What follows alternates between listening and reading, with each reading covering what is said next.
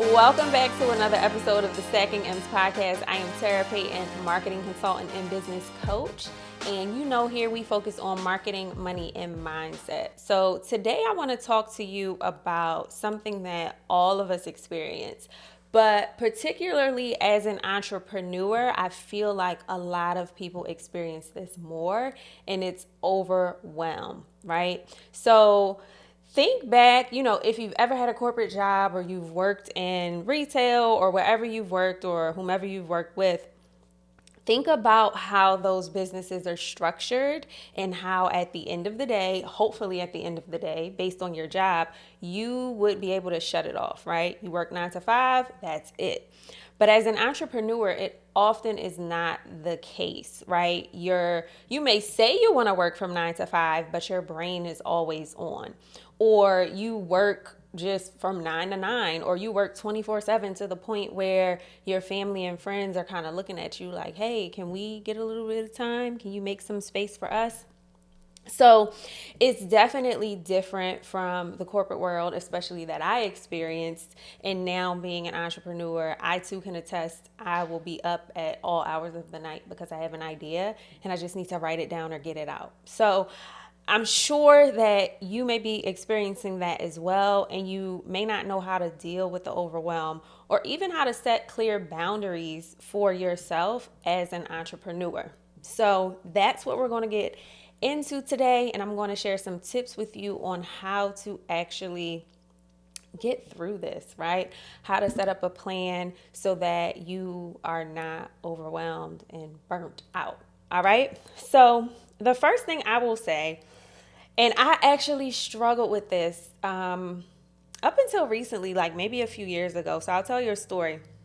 Back in 2018, I had a car accident. It was pretty bad. I had a back brace and all the things. So I was not able to do laundry anymore. And it was a thing for me. Every Sunday, I was doing laundry, I was cooking, I was cleaning, I was doing my hair. The stuff that you do on Sunday. And I couldn't do laundry anymore. And my husband, fiance at the time, even before the car accident, he told me the one thing he would not do was laundry. So I was very clear on that from the start. When we met, he's like, I will scrub toilets with a toothbrush. I will wash dishes, but I am not doing laundry. So he recommended that we outsource our laundry. He was getting his laundry done already by a wash and fold. So I had one of two options.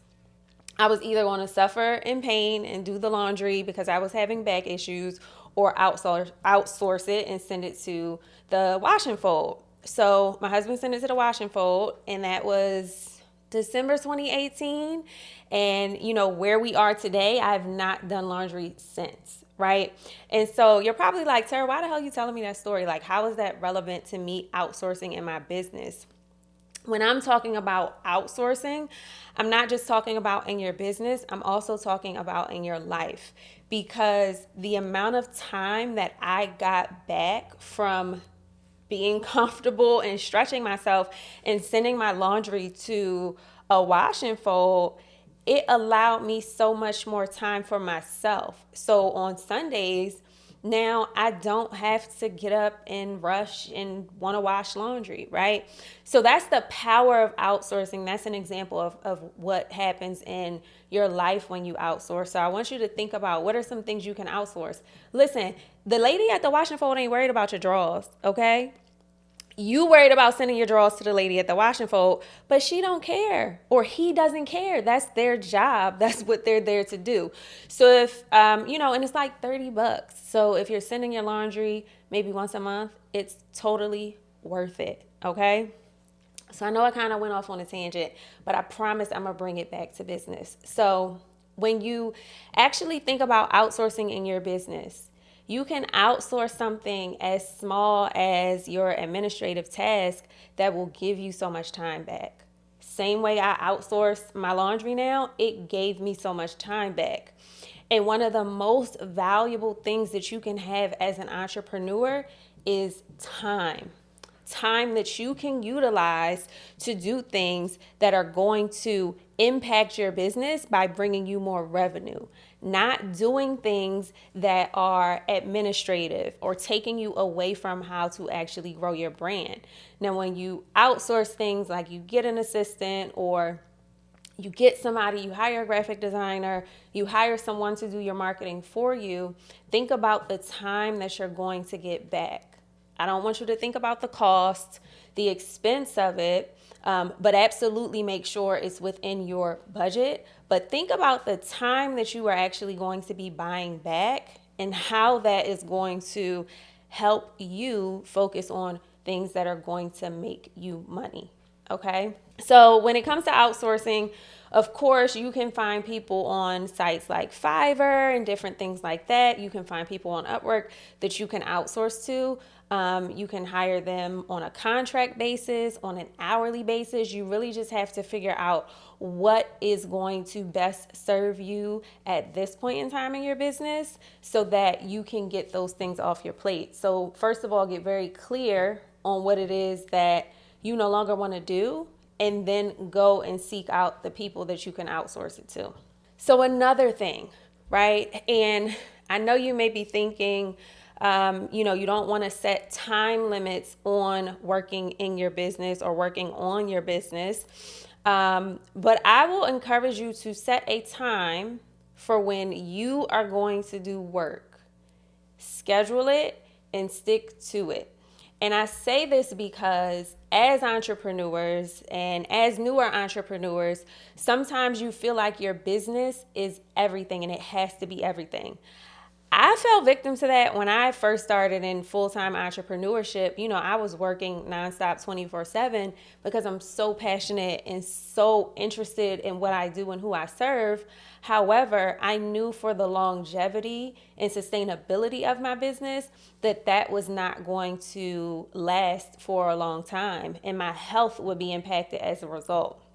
So I'm not saying you have to work 9 to 5. I'm not saying you have to work corporate hours, but set a time in which you will work so that you know when that time has come. Once it's 6 p.m. or 5 p.m. or whatever, that 2 p.m., right? You set your schedule, you shut it down, and you shut off work. Now, to the next thing, this is kind of related.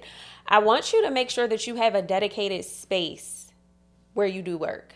This helps you shut off work when you're done with work, right? You've set your schedule, you've done your work. It helps you shut it off because you leave your business in that dedicated space.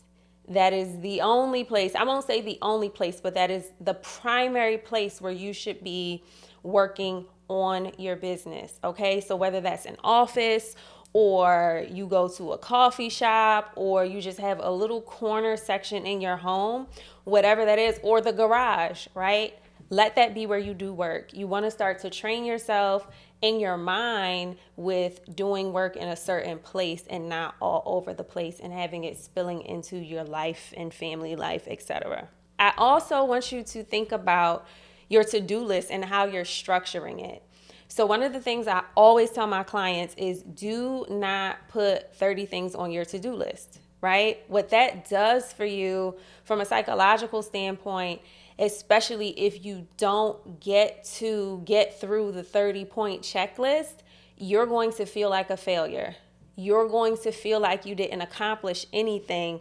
When in actuality, you look back, you probably got 5 to 10 things done off of that list in the day.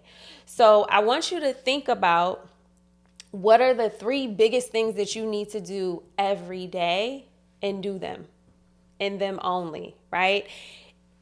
During your time frame that you have set and scheduled to do work, right? Now, if you have additional time, you focus on the other things. But those 3 big things should be things that are going to help you drive money to your business and or get in front of more customers, right? Because that is what you really want to do. So the to-do list, top 3 things, what are they, right? Write them out, focus on them and them only for the day. Everything else is secondary. You will get to it, if not in that day, the next day, and carry it over, okay? Now, I also want you to think about kind of like the ebbs and flows of business. as creatives, as most of you are, and you've come up with this idea for your product, you've launched it, you've had it created, developed, etc.